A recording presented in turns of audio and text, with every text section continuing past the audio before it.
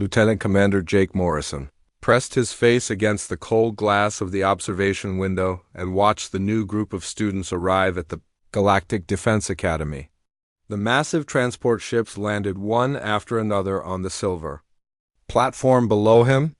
Each ship brought young beings from different worlds across the galaxy. Jake had seen this same scene many times before, but today felt different. Today there was a human among the new students. The first group to exit their ship were the Zephyrians. They stood 12 feet tall with blue skin that seemed to glow in the artificial light. Their long arms moved with grace as they carried their belongings. Jake watched them form a perfect line without speaking to each other. They communicated through scent chemicals that humans could not detect. Behind them came the Vorticons, who looked like living crystals that caught and reflected light in rainbow patterns. They moved by floating slightly above the ground. Their bodies made soft musical sounds as they glided forward. Then came the Corvans, with their thick armor-like skin and 4 powerful arms. They carried weapons that were bigger than most humans. The Mindari followed next with their large heads and huge black eyes. Jake knew they were reading the thoughts of everyone around them. It was considered rude, but the Mindari claimed they could not stop their natural abilities. The Aquarians came last from the first ship. They needed special suits filled with water to survive outside their home environment. Jake looked for the human among all these impressive beings. Finally, he spotted her. Maya Bennett stood near the back of the group, looking impossibly small compared to everyone else. She was 19 years old with brown hair tied back in a simple style. Her clothes were basic military-issued items, while the other students wore advanced suits from their homeworlds. She carried a single bag that looked old and worn. Commander Vexhai approached Jake from behind. The 4-eyed alien leader shook his head as he looked down at the human girl. "Are you sure about this one, Morrison?" he asked. "Her species barely meets the requirements for intelligence testing. They come from what our scientists call a Deathworld. Most civilized species would die within hours on that planet."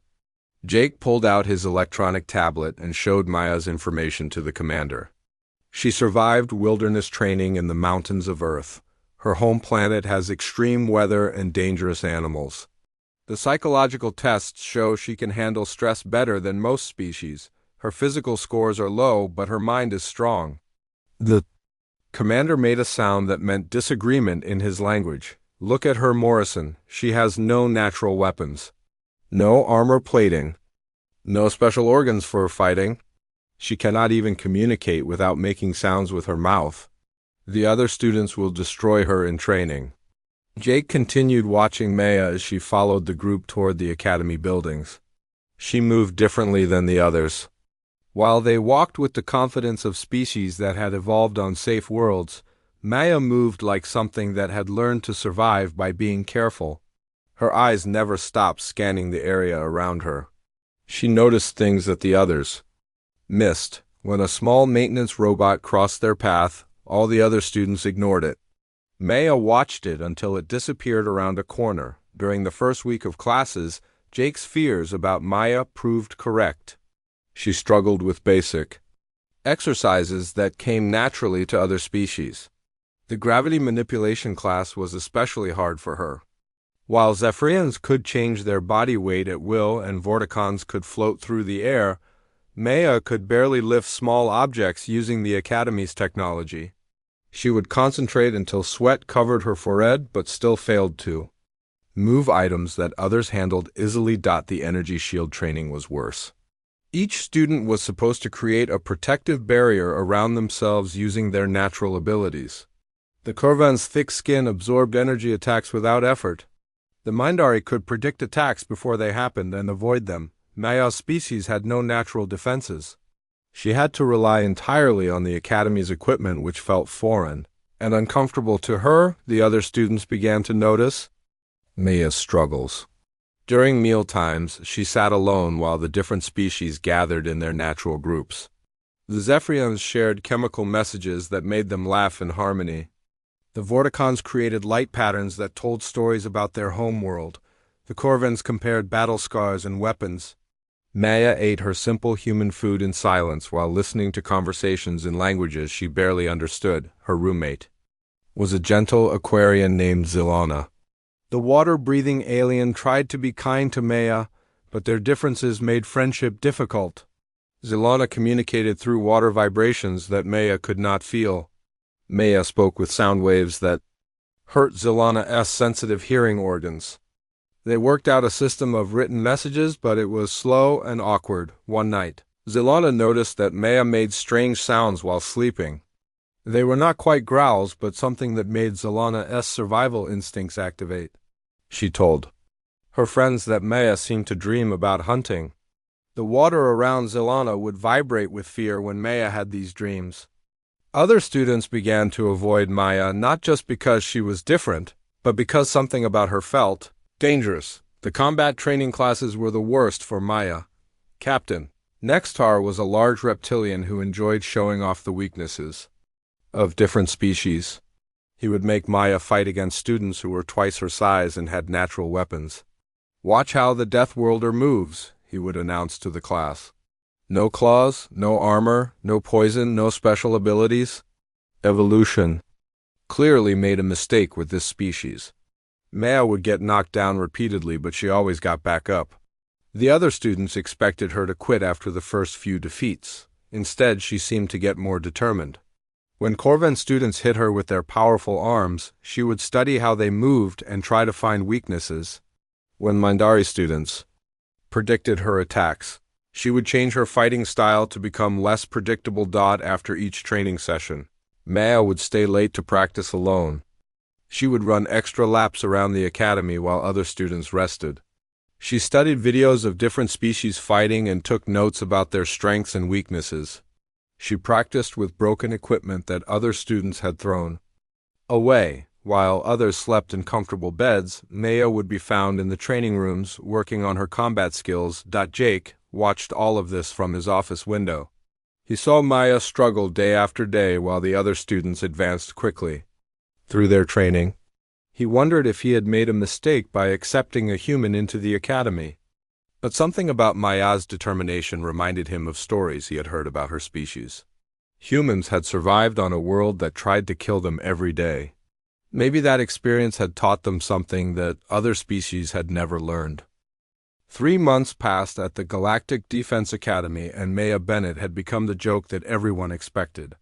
Her test scores were average at best, while other students excelled in their classes. The technology classes were especially difficult for her.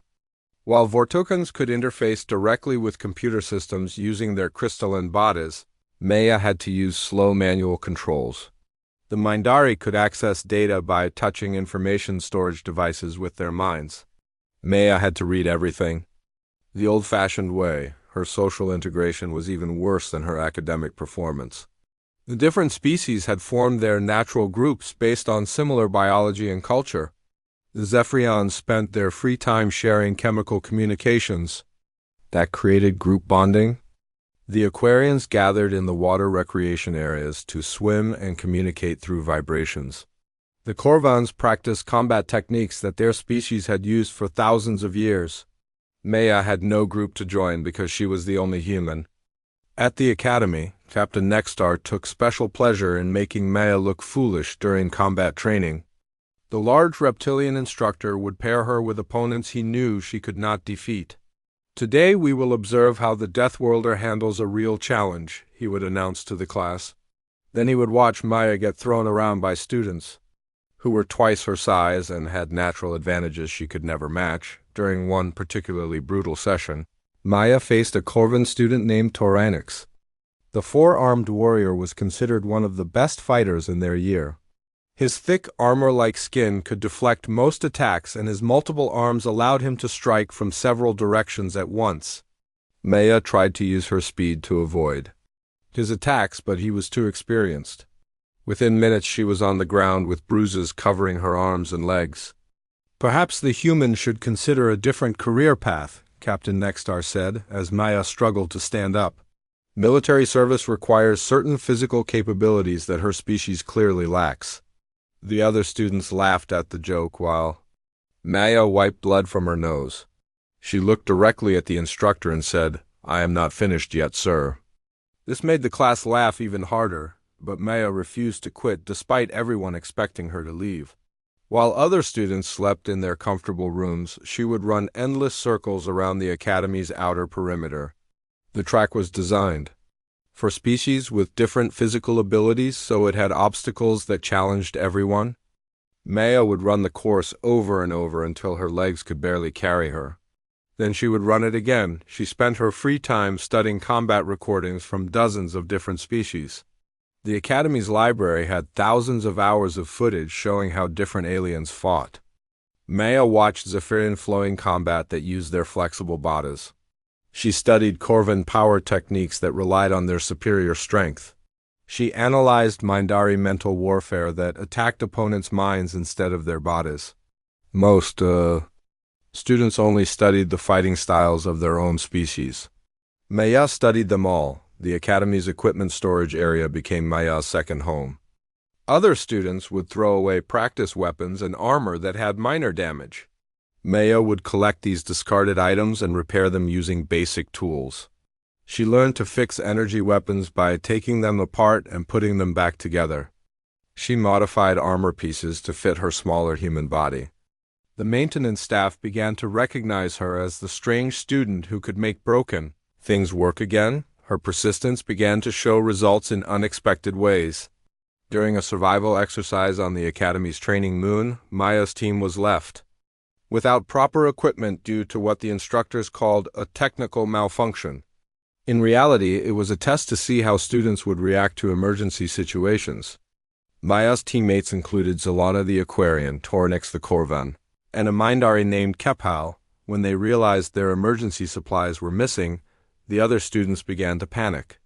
Zelana needed special water to survive, and their water recycling system was not working. Tornix was used to high-protein food that gave him energy for his large body. Kephal required medications that helped his sensitive mind deal with the mental noise from other species. Without their supplies, they would all be in serious trouble within hours. Maya remained calm while her teammates worried about their situation. She began to examine their landing area with the same careful attention she had learned from her grandfather during wilderness training on Earth. The training moon had been designed to simulate hostile environments, but Maya recognized patterns that reminded her of Earth's mountains and forests. First, she found a source of clean water by following the behavior of small native creatures. On Earth, animals always knew where to find water during droughts. The same principle worked on the training moon. She led her team to a hidden spring that provided enough water for Zelana's suit and for the rest of them to drink. Next, she addressed the food problem. The moon's plant life was supposed to be inedible for most species, but Maya had studied the botanical surveys during her preparation. She found several plants that were safe for their different biologies. She even discovered a way to process some of the native vegetation into a protein-rich paste that could sustain Tornix's large body. The medical issue was more challenging. Kephal's medication helped filter out the mental noise from other species' thoughts. Without it, he would be overwhelmed by the constant stream of alien minds around him. Maya could not replace his medication, but she remembered reading about meditation techniques that some human cultures used to focus their minds. She taught Kephal breathing exercises and mental focusing techniques that helped him block out unwanted thoughts. But the most impressive part of Maya's survival skills was her ability to create tools from nothing. She used pieces of their broken equipment to build a signal amplifier that could reach the Academy. She created a shelter using native materials and basic engineering principles.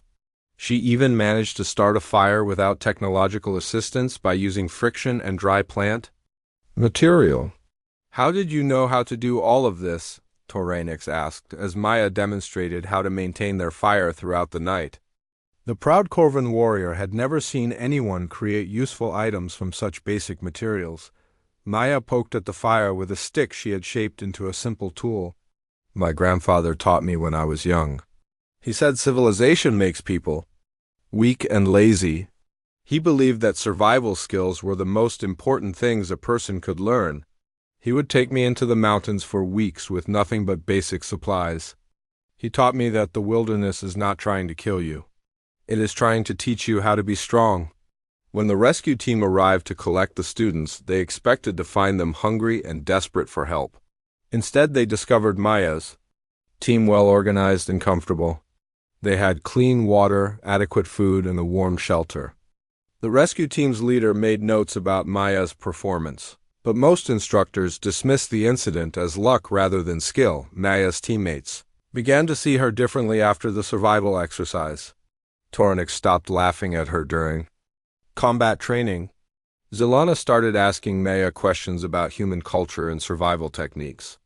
Keppel discovered that Maya's mind was unusually quiet and peaceful, which made it easier for him to control his telepathic abilities when she was nearby, but the change in her teammates' attitudes only made Maya more isolated from the rest of the academy. Other students began to whisper that she was getting special treatment or that her survival skills were somehow cheating. They could not understand how someone from such a primitive species could succeed where more advanced beings might fail. Maya continued her solitary training routine, running the perimeter track and practicing with discarded equipment. She had learned not to expect friendship or acceptance from her classmates. Instead, she focused on becoming the best soldier she could be, even if no one else believed she had the potential for greatness. 6 months into her training at the academy, Maya Bennett received news that would change everything. The annual Deep Space Patrol assignment had been announced and her name was on the list.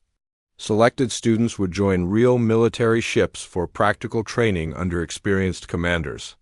Maya had been assigned to the ISV Starbound, a patrol vessel under the command of Captain Rexvol from the Stellar Wing Federation. The announcement caused mixed reactions among her classmates. Some were jealous that Maya had been chosen for such an important assignment. Others believed she would embarrass the academy when real soldiers saw how poorly humans performed in combat situations. Toronix approached her after the announcement ceremony to offer his congratulations. "You have earned this opportunity," he said in his formal Corvin manner. "Perhaps you will surprise them as much as you surprised us." Maya packed her few belongings into the same worn bag she had brought to the academy. Unlike her classmates who had received advanced equipment from their home worlds, Maya still used basic military-issued items. Her uniform was standard rather than custom-fitted. Her weapons were academy training models rather than specialized tools designed for her species. She had learned to make do with whatever was available. The transport to the ISV Starbound took 3 days through hyperspace. Maya spent the time studying the ship's technical specifications and crew records. The Starbound was a mid-range patrol vessel with a crew of 47 beings from 12 different species. Captain Rexvol was a veteran commander with over 20 years of experience in deep space operations. His crew included specialists in combat, engineering, navigation, and diplomatic relations. When Maya arrived at the ship's docking bay, she was met by Chief Engineer Kolmesh, a bulky thermoclan alien with orange skin and multiple arms. He looked at her small human form with obvious disappointment. "So you are the Academy trainee we have been ordered to babysit," he said in the common galactic language. "I hope you can at least stay out of the way while real soldiers do their work." The crew quarters assigned to Maya were located in the lowest level of the ship near the maintenance areas. Her room was barely large enough for a single bed and a small storage locker. The walls were covered with pipes and electrical conduits that made constant humming sounds. She could hear the ship's engines through the thin walls. Most species would have found the noise and vibrations unbearable, but Maya had learned to sleep through much worse conditions during her mountain training with her grandfather. Her duties aboard the Starbound were basic and unrewarding. She was assigned to check environmental systems, monitor long-range communications, and run diagnostic tests on equipment. The crew members treated her like a burden rather than a potential asset. Navigator Sindari complained that having a primitive trainee aboard made the ship look unprofessional. Weapons Officer Kexton questioned why valuable resources were being wasted on evolutionary failures. But Maya approached these mundane tasks with the same intensity she had shown at the academy. She memorized every system aboard the ship from the main engines to the smallest backup sensors. She studied emergency procedures until she could recite them perfectly. She learned the locations of every piece of equipment and every escape route. While other crew members focused only on their specialized areas, Maya tried to understand how the entire ship worked together. During off-duty hours, Maya would walk through the ship's corridors and observe how the crew performed their duties. She watched the engineering team maintain the hyperspace drive that allowed faster-than-light travel. She observed the navigation team plot courses through dangerous asteroid fields. She studied the weapons team as they practiced combat drills against simulated enemies. Every member of the crew had skills that humans lacked, but Maya tried to learn what she could from watching them work. The ship's routine was disrupted when they received an emergency distress signal from a mining colony on Kepler 442b. The message was brief and filled with static, but the basic information was clear. Pirates had been attacking the outer settlements and the colonists were requesting immediate military assistance. Captain Rexville saw this as an excellent training opportunity for Maya and the other crew members who had limited combat experience. The journey to Kepler 442b took 4 days through hyperspace. During the trip, Maya studied everything she could find about the planet and its inhabitants. The colony had been established 12 years ago to mine rare metals that were essential for spacecraft construction. The population was mostly human with some Aquarian and Zephyrian families. The settlements were small and scattered across the planet's surface with limited defensive capabilities. Pirates had been a growing problem in the outer regions of the galaxy. Most of them were organized criminals who used fast ships to attack isolated colonies and steal valuable materials. They rarely stayed to fight against military vessels, preferring to grab what they could and escape before help arrived. Captain Rexval believed this would be a simple matter of scaring away poorly equipped raiders. When the Starbound dropped out of hyperspace near Kepler 442b, the crew immediately began scanning the planet for signs of the pirates. The initial scans showed no unauthorized ships in the area and no signs of ongoing combat. The main colony settlement appeared intact with normal power signatures from their buildings. Everything seemed peaceful and quiet. Maya was assigned to the communications station during the approach to the planet. She tried to establish contact with the colony's leadership but received no response to her signals. The lack of communication was unusual but not necessarily alarming. Many colonies had limited communication equipment and might not be able to respond immediately to military vessels, but something felt wrong to Maya about the silence from the planet. She had learned to trust her instincts during survival training on Earth. When animals in the forest suddenly stopped making noise, it usually meant that a predator was nearby. When birds fled from an area all at once, it meant danger was approaching. The complete lack of response from the colony had that same quality of unnatural quiet. "Sir," she said to Captain Rexville, "request permission to suggest enhanced security protocols for the away team." The captain looked at her with amusement. His translator device converted his response into words she could understand. "Trainee Bennett, this is a simple pirate raid, not a military invasion. These criminals use basic weapons and have no formal training. My crew has dealt with dozens of similar situations. Stay at your station and observe how experienced soldiers handle real threats." Maya wanted to argue, but she knew better than to challenge a superior officer in front of the crew. Instead, she continued monitoring the communications channels and scanning for any signs of unusual activity. The planet's surface showed normal heat signatures from the settlements, but there were no signs of people moving around outside the buildings. For a mining colony during the day shift, the lack of activity was strange. The away team was assembled according to standard procedures. Captain Rexval would lead the mission along with 6 experienced soldiers from different specialties. Maya was included as an observer to give her practical experience with planetary operations. She was not expected to participate in combat, but would be able to see how real military operations were conducted. As the team prepared to beam down to the planet's surface, Maya checked her equipment one final time. Her weapon was a basic energy pistol that was standard issue for Academy trainees. Her armor was lightweight protection that would stop small arms fire, but not heavy weapons. Her communication device was connected to the ship's main system, so she could call for help if needed. The transport beam deposited the away team in the center of the main settlement. Maya materialized next to a small building that served as the colony's administrative center. Around her, the other team members were checking their equipment and scanning the area for threats.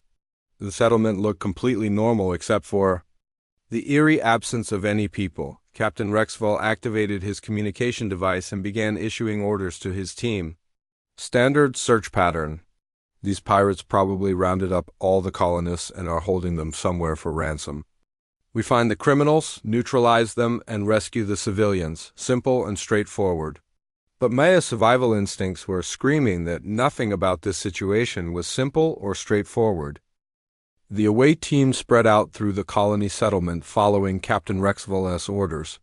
Maya found herself paired with Lieutenant Kerwin, a Zephyrian communications specialist who made no effort to hide his annoyance at having to work with a human trainee. They were assigned to search the residential buildings on the eastern edge of the settlement while other team members checked the mining facilities and administrative areas. The buildings they entered were filled with signs of normal daily life. Suddenly interrupted. Meals sat half-eaten on tables with the food still fresh enough to smell. Personal belongings were scattered around rooms, as if people had been in the middle of getting dressed when something made them leave quickly. Children's toys lay abandoned in front of entertainment screens that were still playing educational programs, but Maya noticed details that Lieutenant Kerwin missed completely. The scattered belongings were not random. Items had been moved in.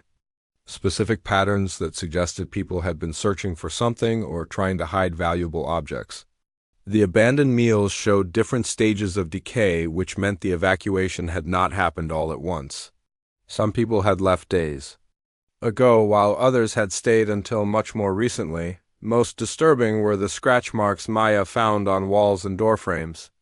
They were too regular to be accidental damage and too precise to be made by panicked civilians. The marks had been made by something with metal claws that were designed for cutting through tough materials. Maya had seen similar marks in her survival training when large predators marked their territory. "Lieutenant," she said quietly to Kerwin, "I think we should contact the captain and recommend immediate evacuation." The Zephyrian officer looked at her with the same dismissive expression she had seen from crew members throughout their mission. "Trainee Bennett, you are here to observe and learn, not to make tactical decisions." These colonists obviously fled when they heard pirates were coming. The scratch marks are probably from their mining equipment. Stay focused on your assigned duties. Maya wanted to argue, but she knew her concerns would be dismissed as the paranoia of an inexperienced trainee. Instead, she continued to catalog the evidence she was seeing while hoping she was wrong about what it meant. The complete absence of small animals and insects was particularly troubling. Even abandoned settlements usually had some wildlife moving through the buildings. This place felt completely dead. The team's communication devices crackled with reports from other search groups. The mining facilities were empty but showed signs of recent activity. The administrative building contained colonist records, but no information about pirates or attacks. The power plant was still running normally with no signs of sabotage or damage. Everything suggested that the colonists had left voluntarily, but there was no indication of where they had gone. Maya was examining a children's bedroom when she heard the first sound that made her blood freeze. It started as a low mechanical whine that gradually rose in pitch until it became an organic shriek that seemed to come from everywhere at once. The sound was designed to trigger the deepest survival instincts of prey animals. Every species in the galaxy had genetic memories of being hunted by creatures that made similar calls. Lieutenant Kerwin's blue skin turned pale as his body reacted to the hunting call. His normally graceful movements became clumsy and panicked as millions of years of evolution told him to run from whatever was making that sound. His communication device fell from his shaking hands as he tried to call for help. The sound had triggered an instinctive terror response that overrode his military training. Maya felt her own heart rate increase as adrenaline flooded her system, but her reaction was completely different from her companions. The hunting call did not make her want to run away. Instead, it made her want to find the source of the sound and eliminate the threat. Humans had spent millions of years as both predator and prey on Earth. They had learned to fight back against creatures that tried to hunt them through the building's windows. Maya could see the rest of the away team scattered throughout the settlement. Their disciplined formation had collapsed as the hunting call triggered panic responses in species that had never learned to fight apex predators. Captain Rexville was trying to maintain order, but his own voice was shaking with instinctive fear. The other soldiers were running in different directions without any coordination. That was when Maya saw the first Vashti hunter emerge from its hiding place behind a storage building. The creature stood 12 feet tall with a body that seemed to be part organic and part mechanical. Its forearms ended in retractable claws that could cut through starship armor. Its head was covered with sensory organs that could track prey across star systems. Its legs were built for speed that could outrun most spacecraft. The Vashti were the galaxy's apex predators. They were intelligent enough to set elaborate traps and patient enough to wait for the perfect moment to strike. They hunted sentient species not for food but for the challenge and entertainment. Most civilized species had evolved on safe worlds where they never had to face true predators. The Vashti exploited this weakness by triggering genetic fear responses that made their prey helpless. Maya watched as more Vashti emerged from concealment around the settlement. They had been hiding in perfectly camouflaged positions, waiting for the rescue team to arrive. The colonists had not been attacked by pirates. They had been used as bait to lure military vessels into a trap. The Vashti knew that rescue ships would provide better hunting than simple miners. The pack consisted of at least 12 hunters, each one specialized for different types of prey. Maya could see the pack leader with its advanced sensor array and communication equipment. There were heavy assault hunters with extra armor and weapons. There were speed hunters built for chasing down fast-moving targets. There were stealth hunters that could become nearly invisible. This was not a random group of predators.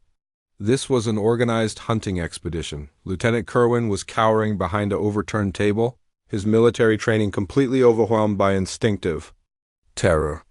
Maya grabbed his communication device and tried to contact the Starbound for emergency beam-out, but the device showed no signal. The Vashti had deployed jamming equipment that prevented their prey from calling for help. The first attack came from the speed hunter that had been stalking Captain Rexville. The creature moved faster than Maya's eyes could follow, covering 50 meters in less than 2 seconds.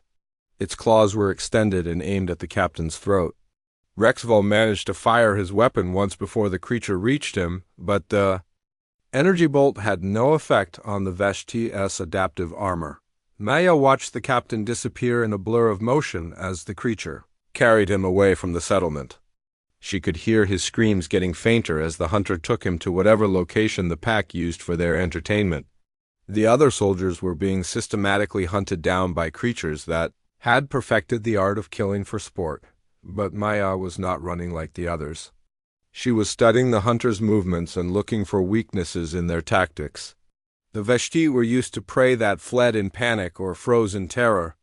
They were not prepared for prey that observed their behavior and planned counterattacks. Maya remembered her grandfather's lessons about dealing with dangerous predators in Earth's wilderness. The most dangerous thing you can do is run, he had taught her. Predators are designed to chase running prey. If you want to survive, you have to think like a predator yourself. You have to become the thing that hunts the hunter. The pack leader was approaching her position with the confidence of a creature that had never faced serious resistance. Its sensor array was focused on her location, and its claws were extended in preparation for an easy kill. Maya could see the intelligence in its eyes. This was not just a mindless beast. This was a thinking creature that took pleasure in the fear of its victims. Maya stood up from her hiding place and looked directly at the pack leader. Instead of the terror or desperation it expected to see, the creature encountered something that had never appeared in its genetic memory. Maya's pupils had dilated to improve her vision in the dim light. Her breathing had slowed to a combat rhythm that conserved energy for sustained fighting. Her muscles were relaxed but ready to explode into motion at any moment. The pack leader paused in its approach, confused by prey that was not behaving according to its expectations. Maya used that moment of hesitation to grab a piece of broken mining equipment and test its weight and balance. The improvised weapon was crude compared to the Vashti's advanced claws, but Maya had learned to fight with whatever tools were available when the pack leader resumed its attack. Maya did something that no other species had ever done in the history of Vashti hunting. She smiled. Not the friendly expression of a social species, but the predator's grin of a creature that had found worthy prey. The pack leader saw that smile and felt something it had never experienced before. For the first time in its existence, a Vashti hunter felt afraid. The pack leader lunged forward with speed that should have been impossible for any prey species to counter. But Maya had been training for this moment her entire life without knowing it. Every run through the mountains with her grandfather had prepared her muscles for explosive movement. Every survival lesson had taught her to use her environment as a weapon. Every combat session at the academy had shown her how different species moved and where their weaknesses were located. Maya rolled to the side as the creature's claws swept through the space where she had been standing. The Vashti pack had hunted thousands of species across the galaxy, but they had never encountered anything like Maya Bennett. The creatures that had terrorized civilized worlds for millennia suddenly found themselves facing something that their genetic programming could not categorize. Maya was not behaving like prey. She was not running in panic or freezing in terror. She was hunting them back. Maya moved through the settlement with the fluid grace of a persistence hunter. Humans had evolved as endurance predators who could track prey for days without stopping. They had learned to think several steps ahead of their targets and use tools to overcome physical disadvantages. Maya applied these ancient skills against creatures that had never faced such tactics. The third Vashti to challenge her was a heavy assault hunter with extra armor and larger weapons. Maya studied its movement patterns and realized that its additional protection made it slower and less maneuverable. She used the settlement's narrow alleyways to limit its mobility while staying just out of reach of its claws. When the creature became frustrated and made a careless charge, Maya was ready with a trap. She had noticed that the colony's buildings were connected by maintenance tunnels that carried power and water between structures. Maya led the assault. Hunter threw a specific route that brought it over one of these underground passages. At the right moment, she fired her captured plasma weapon into the tunnel's support structure. The resulting collapse dropped the heavy hunter into the underground space, where its armor became a liability rather than an advantage. The remaining pack members began to communicate with each other, using high-frequency sounds that Maya could barely hear. She recognized the pattern as a retreat signal from her studies of predator behavior. The Vashti were calling off their hunt because their prey had become too dangerous to justify the risk. For the first time in their species' history, they were afraid. Maya did not let them retreat peacefully. She had learned from her grandfather that wounded predators were the most dangerous kind. If she allowed the pack to escape, they would return. With reinforcements and better preparation, she had to finish what they had started, using her knowledge of the settlement's layout. Maya positioned herself between the pack and their escape route. She had observed how they moved and where they had hidden their transportation. The Vashti ship was camouflaged in a canyon outside the settlement, but Maya had spotted its heat signature during her earlier reconnaissance. The pack leader, still wounded from their first encounter, tried to intimidate Maya with a display of its full arsenal. It extended all of its claws and activated threat displays that had terrified countless other species. But Maya had seen similar displays from mountain lions and grizzly bears on Earth. She knew that animals made themselves look bigger when they were actually afraid. Maya responded with her own threat display. She stood at her full height and made direct eye contact with the pack leader. She did not blink or look away even when the creature roared at her. Her message was clear in the universal language of predators. She was not backing down.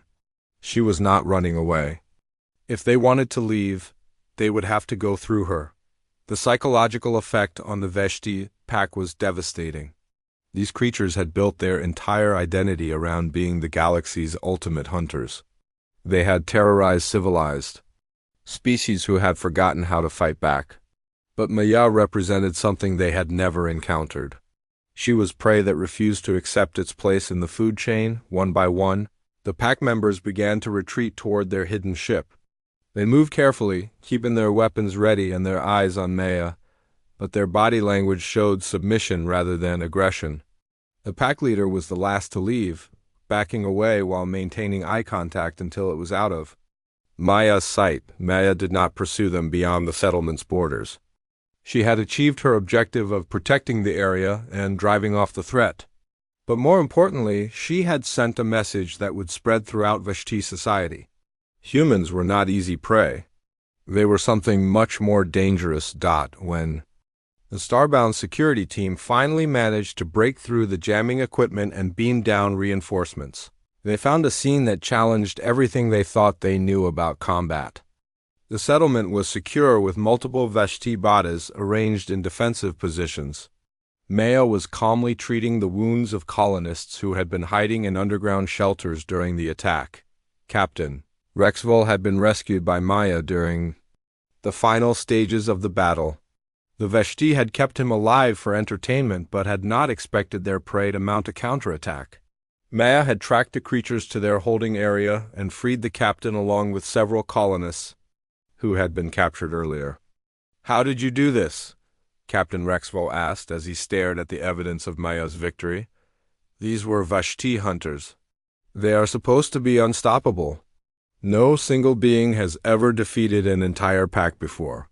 Maya finished bandaging a child's arm before answering. Her voice was calm and matter-of-fact, as if she were discussing routine maintenance procedures. "They made a mistake, sir. They thought I was prey because that is how other species behave when they are afraid. But humans are different. When something tries to hunt us, we hunt it back." She stood and looked at the captain with the same intensity that had terrified the Vashti pack. "Where I come from, we do not just survive. We make sure that the things trying to kill us learn to be afraid of us instead. That is how my species conquered a Deathworld. That is how we became the predators that hunt other predators." The security team spent hours documenting the battle site. Their analysis confirmed every detail of Maya's report. The Vashti pack had indeed fled from the single human trainee, abandoning their hunt and broadcasting warning signals to other packs in the region. Within days, no Vashti had been detected in that entire sector of space. The report filed by Captain Rexville became required reading at the Galactic Defense Academy. Military strategists studied Maya's tactics and tried to understand how someone with no natural weapons or armor had defeated creatures that terrorized entire star systems. The answer was always the same. Maya had not fought like a civilized being trying to defend itself. She had fought like a human. Maya's graduation ceremony was attended by representatives from dozens of species who wanted to understand what humans could contribute to galactic defense. Her official commendation read for demonstrating that the most dangerous predator is often the one that refuses to accept its designated role in the ecosystem. But Maya's favorite moment came when she overheard a group of young cadets discussing their career preferences. A Corvan warrior caste student said quietly, "I want to serve wherever the humans are assigned. If they can make Vashti afraid, I want to learn how they think about warfare." Maya smiled as she listened to their conversation. Not the predator's grin that had terrified the pack, but the satisfied expression of someone who had proven that being underestimated could be the greatest advantage of all. She had shown the galaxy that humans were not just another species trying to survive in a dangerous universe. They were the species that had learned to make the universe afraid of them. T was built for straight-line speed and power, not for quick direction changes. Maya used this limitation against it by staying close to buildings and obstacles that forced the creature to make sharp turns. While the pack leader struggled to redirect its momentum, Maya struck with her improvised weapon. The piece of mining equipment connected with a gap in the creature's armor plating that Maya had memorized from Academy Biological Studies. The impact sent feedback through the Veshti's nervous system, causing it to stumble and roar in pain. Maya did not stop to admire her work. She was already moving to her next position, using the settlement's layout to her advantage, the pack. Leader's pain shriek was different from its hunting call. The sound was higher pitched and carried notes of confusion and rage. For thousands of years, the Veshti had been the ultimate predators in the galaxy. They had never encountered prey that could hurt them in return. The sound brought other hunters running to investigate what could have injured their leader. Maya grabbed the fallen pack leader's weapon, a plasma caster designed for its larger hands. The weapon was too big for her human grip, but she had learned to adapt equipment during her training. She used techniques from human martial arts to modify her hold and stance. When the second Vashti arrived, she was ready with a weapon that could actually damage their advanced armor. The second hunter was a stealth specialist that had been nearly invisible until it moved. Maya tracked its position by watching for the small disturbances it made in the dust and debris around the settlement. On Earth, her grandfather had taught her to hunt.